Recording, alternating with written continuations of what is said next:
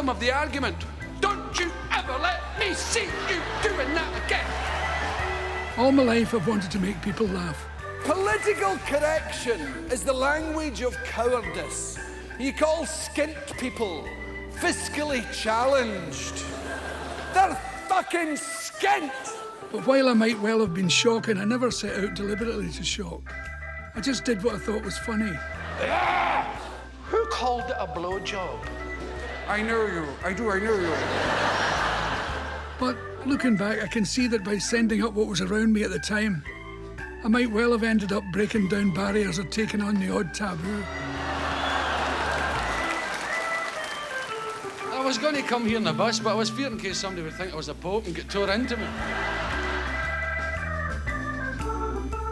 This programme is about the unthinking cliches of class and politics, and about never letting yourself be put into a box marked working class or Scottish.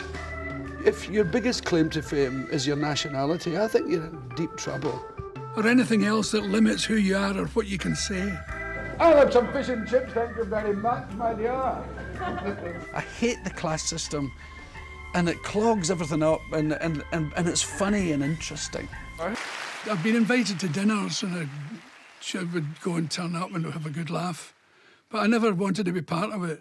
It's just not my cup of tea.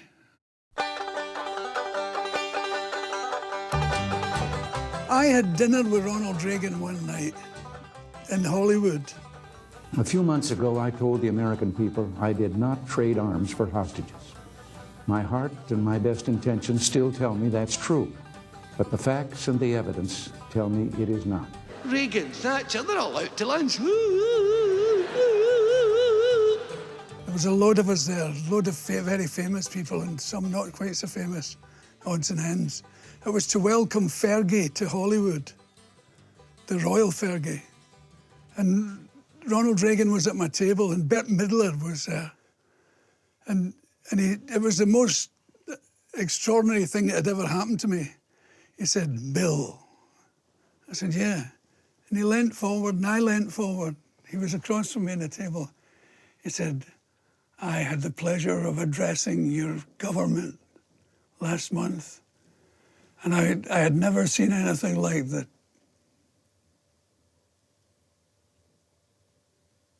And I was sitting like this and he was sitting like that. Nothing was happening. It was the most extraordinary affair. It was as if some wires had come apart and then joined again. I thought, fuck, he is a loony. That man, he sits at that desk in the White House and the button is there that could end the world. Boom! My father's younger than him. We don't give him the controls for the telly. Anybody who's sure of what they're saying is up for the grabs. And anyone who lies so easily or so obviously is up for grabs. I don't understand very much. I'm not saying love me, I'm thick, right? But there's a lot of things that my brain won't allow me to understand. You know, because they're so incredibly boring. And God knows I've tried. Especially with politics, and you get 2 pages, you go, oh, bollocks, who cares? Who cares? I mean, that's how I've become a kind of anarchist, you know. I think roughly the desire to be a politician should bar you for life from ever being one. I was just watching them. Don't vote, it encourages them. I was watching, to watch them. God. I mean, isn't that awful? My politics change daily. I got talking to a Labour politician. It's a woman from Anderson, where I was born. She was born there too.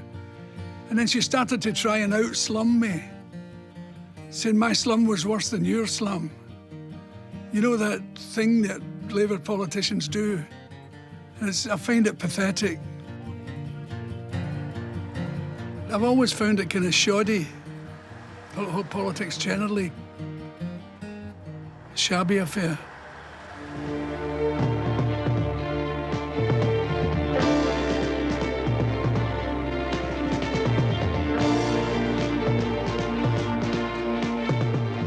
do have a point of view, don't you?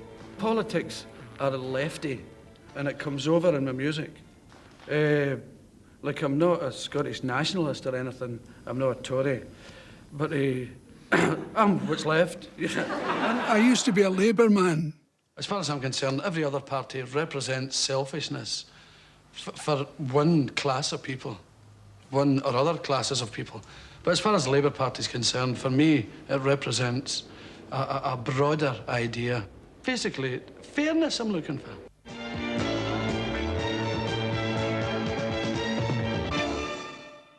I was kind of conned into it. I was asked to come up to a meeting that I might find interesting. And I went and I didn't find it interesting. But somebody asked me a question and I answered it, and I suddenly discovered I was on there. So they wanted me to go in that bus with the balloons, and I drew the line there. So you won't find me very near political people now. Your relationship with your own country is something that's of interest to the people in this audience tonight. We have a question, first of all, from Susan Drummond from Bannerman. Do you feel you're treated differently by the English because of your Scottish nationality? No. That lasted about 10 minutes. If you're going to depend on your Scottish nationality to get you along, you are in deep trouble.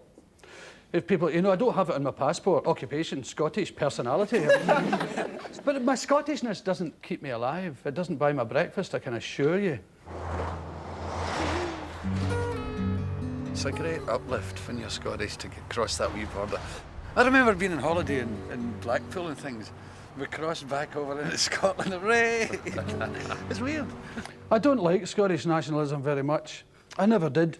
It's based on a sort of a loose idea I have about politics. I'm a kind of utopian socialist. You know, I think it's time for everybody to get together. I've never liked nationalism in any of its guises. I'm not saying I've never agreed with independence.